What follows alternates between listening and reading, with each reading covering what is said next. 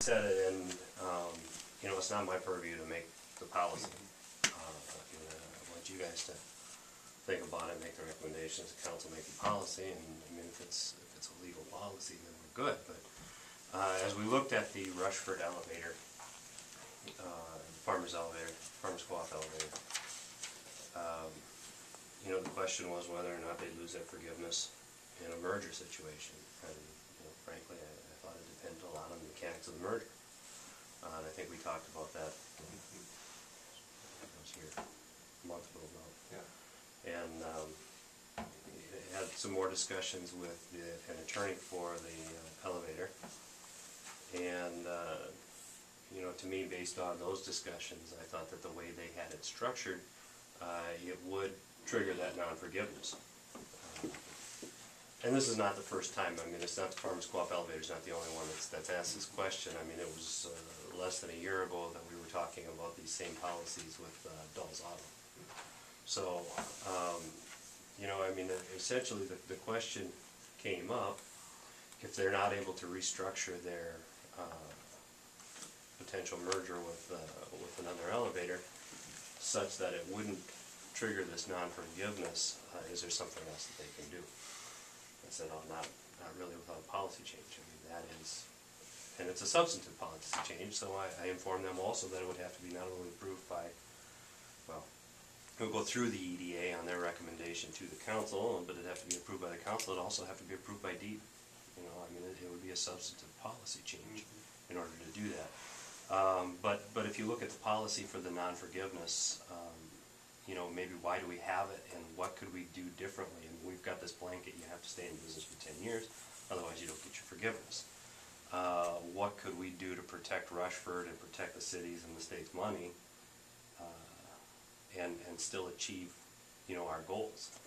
And that is to have, you know, these assets located here in Rushford and to have these jobs here in Rushford. Could we structure a policy change such that the state and the city are protected, the jobs are protected, and the assets are protected, and allow a sale of the business or a merger of the business, a transfer of assets into a second entity or a third entity, and still meet our policy goals. You know, and I would throw out, you know, maybe you extend it longer, maybe you get further guarantees, maybe you have it tied to a specific job number, a specific payroll number, something like that, such that you know, you can meet your policy objectives and allow a business to be sold. I mean, I think it's in the case of Dulles, you know, I mean, it's a legitimate desire to retire at some point. For Farmers Co-op elevator, it's a legitimate desire to take advantage of some additional buying power that comes with being bigger. So, you know, are there things that we can do that actually help these businesses and still meet our policy objectives? And I'm not here to tell you what those are, but to start that discussion. And I don't know if Mr. Schwanbeck made a request to the city or spoke to you about that, but you know, it's something that came up in the course of this discussion, what can be done as a policy concern. And of course, it, you know, it automatically triggered, you know, my recollection of discussing Dulles Automotive and, you know, whether or not we should be hindering his retirement and the ongoing business entity that's there. I mean, at some point, he's going to want to just retire. And then what happens to the business, you know? But it seems to me that if the new entity that merges with the elevator agrees to all of the terms that the elevator originally agreed to, is that a problem? Well, there's assumption, I mean, we've got an assumability provision in our loan agreements, and a new entity could assume the loan, but that's not tied to the forgiveness portion of the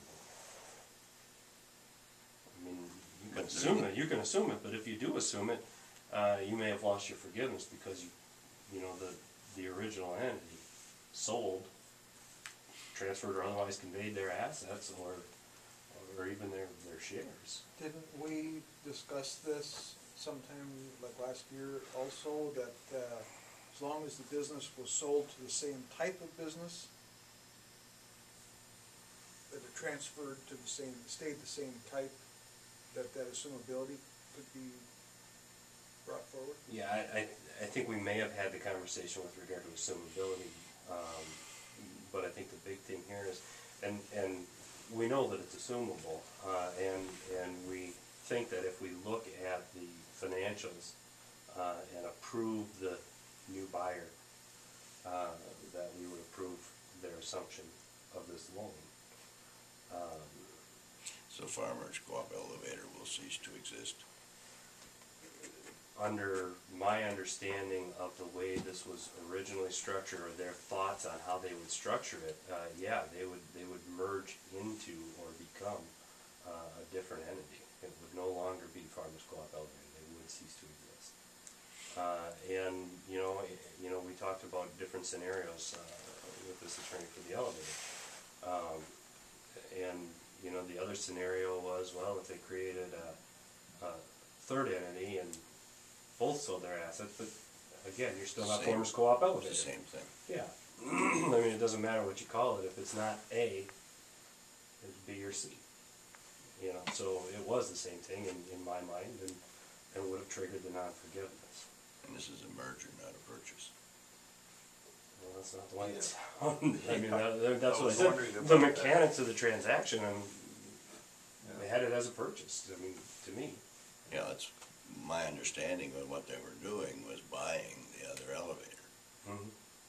Well, the Farmers Co-op wasn't buying the other one was buying that. Oh, This is the way that, well, that that's they all originally changed discussed it. since Yeah. I heard it then. And if it were the other way, then why do we care? I mean, Right, it's that's- it's one of our yeah. businesses going out and purchasing more assets. Yeah,